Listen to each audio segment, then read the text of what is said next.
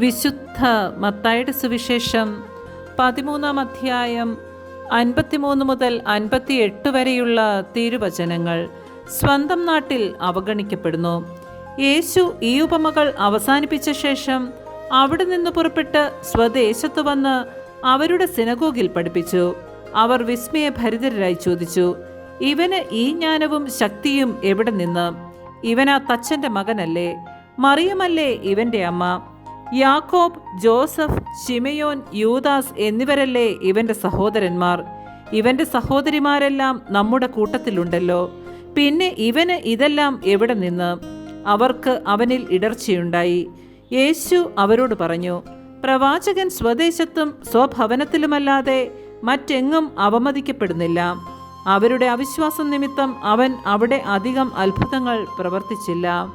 നമ്മുടെ കർത്താവായ മിശിഹായ്ക്ക് സ്തുതി.